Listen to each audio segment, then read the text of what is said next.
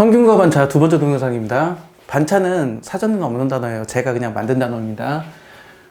차이의 절반이라는 뜻이에요. 반원, 반지름처럼 차의 절반 이런 뜻이고, 더한 다음에 2로 나누면 평균이 되죠. 제가 학생들한테 엄청 강조해요. 평균은 중점이고 대칭축이다. 엄청 강조하고, 그리고 요 반차를 이용해서 문제를 빨리 풀 수 있는 상황들이 생겨요.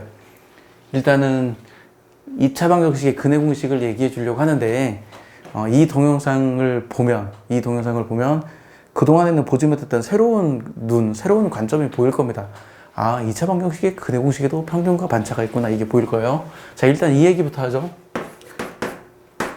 보통 2차 방정식을 풀면 이런 형태의 근이 나오죠. 이런 형태의 근. 그러면 여기서 딱 눈여겨볼 게 뭐냐면, 이거 수직선에 나타내 보면 2를 기준으로 루트 3만큼, 2를 기준으로 루트 3만큼 더하면 2 더하기 루트 3이 나오고, 2를 기준으로 루트 3만큼 빼면 2 빼기 루트 3이 나옵니다. 2 빼기 루트 3이 나와요.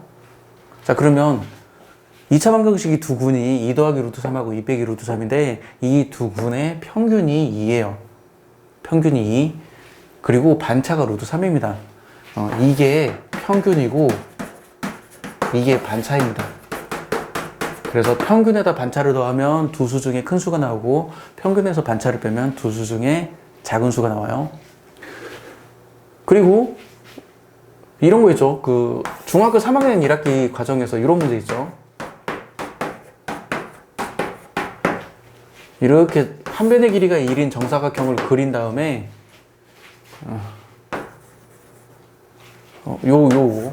요 길이는 루트 5가 나오죠. 1대 2대 루트 5니까 이 길이는 루트 5가 나오고, 이걸 중심으로 이렇게 컴퍼스로 이렇게 원을 그리면 이 점에 대응하는 수와 이 점에 대응하는 수를 구하라. 이 점의 좌표와 이 점의 좌표를 구하라 라는 문제가 있어요. 그러면 이게 2에서 루트 5만큼 떨어졌으니까 여기가 2 더하기 루트 5가 되고, 2에서 루트 5만큼 떨어졌으니까 여기가 2 빼기 루트 5가 돼요. 근데 이걸 다시 한번 잘 살펴보면 뭐가 되냐면, 평균이 2이고 반차가 루트 5인 두 수구나, 이게 보일 거예요. 그래서 이런 문제도 그냥 2에다가 반차만큼 더하고 빼면 두 수가 나오네가 되죠. 그래서 구조는 완전히 똑같아요. 이것의 구조와 이것의 구조가 완전히 똑같습니다. 자, 그러면 이 문제로 돌아가 보죠. 이 문제로. 자, 이 식을 저는 이렇게 적어 볼게요. 마이너스 2a분의 b 플러스 마이너스 2a분의 루트 b제곱 마이너스 4ac. 이제는 보일 겁니다. 이게 평균이네. 이게 평균이네. 이게 반차네. 이게 보일 거예요. 물론 A가 양수이면 그냥 이 자체가 반차인데, A가 음수이면 절대값을 붙여주긴 해야 돼요. 근데 어차피 뭐 더하기 빼기니까 뭐 이래나 저래나 뭐 그렇게 큰 상관은 없습니다. 자, 이게 평균이고 이게 반차로구나 라는 걸 알면 돼요. 제가 방금 지웠지만 이걸 보면 2가 평균이고 루트 3이 반차구나, 이걸 알면 돼요. 자, 그러면 평균, 이 2차 방정식의 두 근을 알파하고 베타라고 하면 두 근의 평균이 이거예요.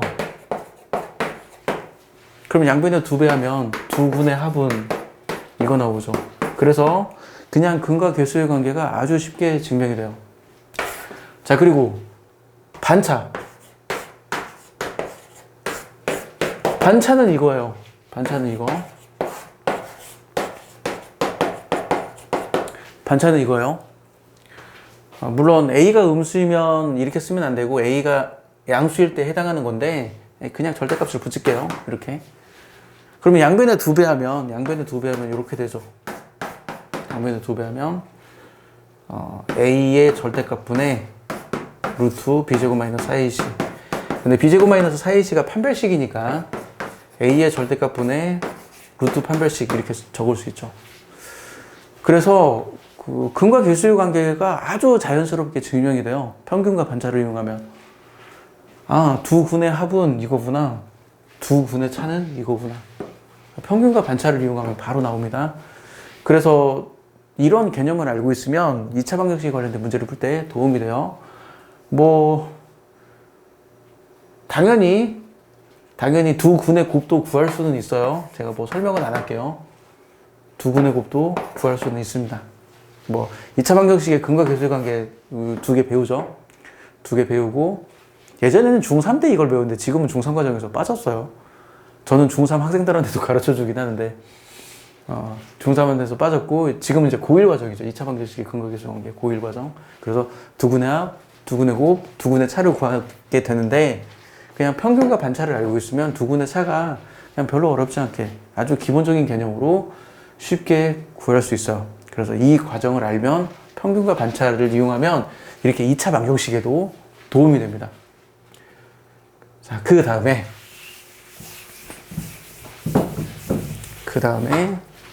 이렇게 생긴 방정식이 있죠. 이렇게 생긴 방정식. 이렇게 생긴 방정식은 x 빼기 1의 절대값이 3이라는 말은 x 빼기 1이 플러스 마이너스 3이라는 얘기고 x는 1 플러스 마이너스 3이라는 얘기죠. 그럼 다시 이 얘기로 돌아봐요. 그럼 야는 뭐가 되냐면 2를 기준으로 3만큼 더하고 3만큼 뺀 것이 됩니다. 2를 기준으로 3만큼 더해. 그러면 1 더하기 3, 즉 4가 나오고 2를 기준으로 3만큼 빼. 그럼 1 빼기 3, 즉 마이너스 2가 나오네. 그러면 요걸 딱 보면 아, 이게 평균이 1이고 반차가 3이구나. 이걸 알 수 있어요. 바로 보자마자. 이 방정식의 해가 두 수인데 평균이 1이고 반차가 3이라는 걸 바로 알 수 있어요. 자, 이것의 응용. 이렇게 생긴 2차 방정식을 보죠. 이렇게 생긴 2차 방정식을 보면 x 빼기 1은 플러스 마이너스 루트 3이 나오고 x는 1 플러스 마이너스 루트 3이 나와요. 그럼 뭐 내용은 똑같죠. 내용은 똑같죠. 1 더하기 루트 3 여기가 루트 3이니까 1 빼기 루트 3. 그래서 이거를 딱 보자마자 뭐를 할 수 있냐면 이 2차 방정식의 근이 두 개가 있는데 그 두 근은 평균이 1이고 반차가 루트 3이라는 걸 알 수 있어요. 그래서 그냥 1 더하기 루트 3, 1 빼기 루트 3 이렇게 바로 나옵니다. 이렇게 절대값이 들어있는 방정식, 이렇게 완전제곱식 형태의 방정식을 푸는데도 평균과 반차라는 개념이 이렇게 이용이 돼요. 그리고 2차 함수의 x절편을 구하는 문제, 뭐 대표적으로 이런 거죠. 이것의 x절편을 구하라. 그럼 학생들이 어떻게 행동하냐면 이걸 전개한 다음에 근의 공식에 대입해. 내가 환장하겠어. 전개한 다음에 근의 공식 대입해요. 그게 아니고 전개한 다음에 근의 공식에 대입하는 게 아니라 결국은 y에다 0을 대입한 이 방정식을 푸는 게 이제 2차 함수의 x절편을 구하는 거잖아요. 좌변과 우변을 바꾸면 지금 이 방정식을 푸는 건데 이게 결국은 이거랑 똑같잖아요. 이게 결국은 이거랑 똑같아요. 그래서 평균이 1이고 반차가 루트 3인 두 수가 x절편 두 개예요. 몇 개 더 연습해 볼게요. y는 x 빼기 2의 제곱 빼기 5. 이 2차 방정식의 x절편 두 개로 구하라 그러면 평균이 2고 반차가 루트 5인 두 수예요. x절편 구하라 그러면. 자, 만약에 이 2차 방정식의 x절편을 구하라. 그러면 평균이 마이너스 3이고 반차가 2인 두 수가 됩니다. 그래서 x절편이 하나가 마이너스 3 플러스 루트 2니까 하나는 마이너스 1 나오고 다른 하나는 마이너스 5 나오죠. 이런 식으로. 이렇게 해서 평균과 반차를 이용하면 문제 푸는 상황에서 여러 가지 상황에서 쉽게 그냥 보자마자 답이 나오는 상황들이 있어요. 이게 은근히 많이 나옵니다. 이게 어쩌다 한 번씩 나오는 게 아니라 은근히 많이 나와요. 근데 평균과 반차라는 개념을 가지고 있으면 처음 얘기했듯이 평균과 반차라는 개념을 가지고 있으면 그동안 보이지 않던 게 보일 겁니다. 사륜안을 갖게 되는 거예요. 야, 이거 그냥 이렇게 하면 쉽게 풀리네? 이게 보일 거예요. 예전에는 이거 계산 어떻게 하지? 막 이거 어려운데 이렇게 풀었던 문제가 이제는 쉽게 풀릴 겁니다. 이거 그냥 바로 보이네? 이렇게. 그래서 평균과 반차, 지금 오늘 했던 동영상을 다시 마무리를 하면 평균은 중점이다. 평균은 대칭축이다.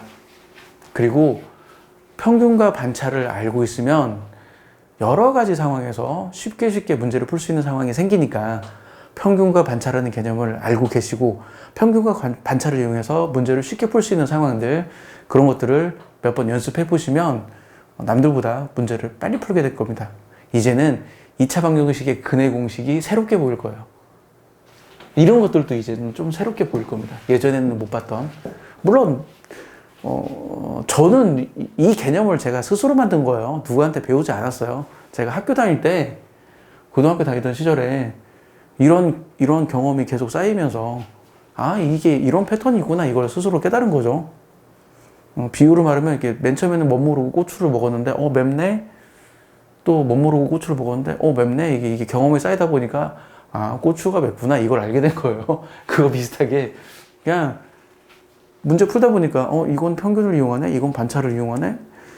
이게 생각보다 많이 나오는 개념이네. 뭐 이런 식으로 해가지고 평균과 반차를 이용해서 문제를 많이 풀 수 있으니까 평균과 반차에 대해서 연습을 해보시고 문제를 풀 때 한번 이게 눈을 크게 뜨고 한번 살펴보세요. 이 문제는 평균과 반차를 이용해서 풀 수 있는 문제인가? 이런 식으로 한번 살펴보시면 도움이 될 겁니다. 자, 지금까지 발길이었습니다. 여기에 평균과 반차 다음 동영상에 있어요. 지금까지 발길이었습니다. 마칠게요.